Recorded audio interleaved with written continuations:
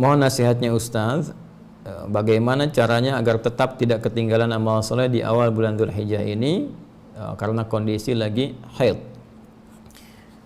Bagi para akhwat ya, para akhwat, begini, segala yang Allah tetapkan berupa fitrah dalam kehidupan itu mesti disyukuri. Di antara fitrah yang melekat dalam kehidupan tadi ada yang terkait dengan fisik, akal dan roh. Nah, fisik ini istimewa. Ya, karena fisik ini menjadi sebuah tampilan yang menampilkan ragam perbedaan. Ya, di antara yang paling mencolok adalah perbedaan antara laki-laki dan perempuan. Baik dari segi tampilan fisiknya yang nanti melahirkan karakteristik dan juga hal-hal kimiawi ya yang tidak sama antara laki-laki dan perempuan untuk membedakan kedua insan ini walaupun dengan kesamaan dari sisi kemanusiaannya. Sama-sama manusianya, sama-sama kadar kemuliaannya di hadapan Allah Subhanahu wa taala, namun punya perbedaan dari tampilan fisiknya sebagai maslahat dan fitrah kemudahan untuk beraktivitas demi mencari bekal.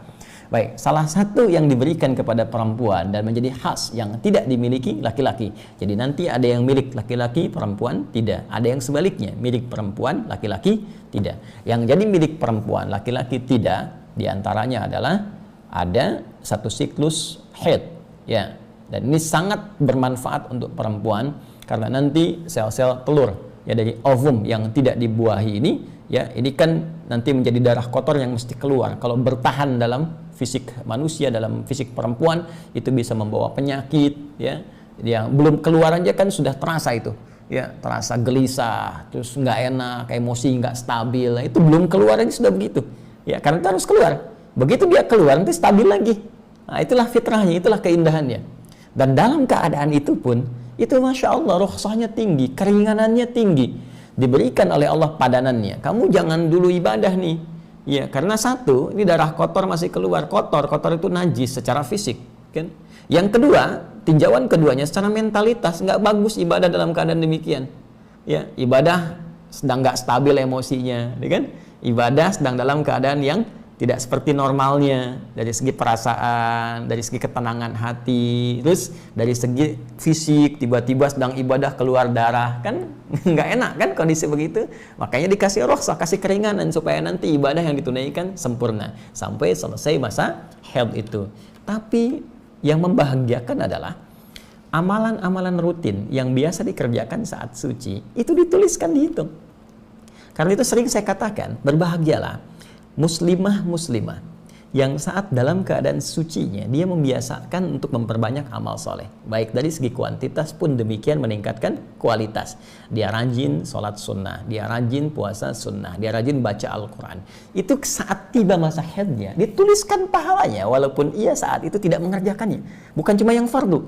Dalilnya jelas dari sahabat Abu Hurairah radhiyallahu taala anhu, bersumber dari Nabi sallallahu alaihi wasallam. Idza maridal abdu aw safar kutiba lahu mithla ma kana alaihi muqiman sahiha.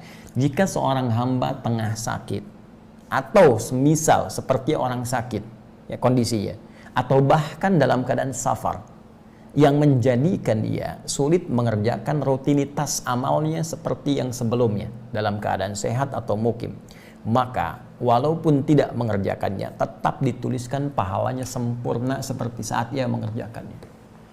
Anda safar sekarang, karena safar kemudian terjadi jamak qasar, zuhur asar di jamak dari 4 bahkan dikosor jadi 2, terus salat sunnah nggak dikerjakan, tapi sebelum safar punya kebiasaan sempurna, bahkan ke masjid, bahkan sunnah dikerjakan.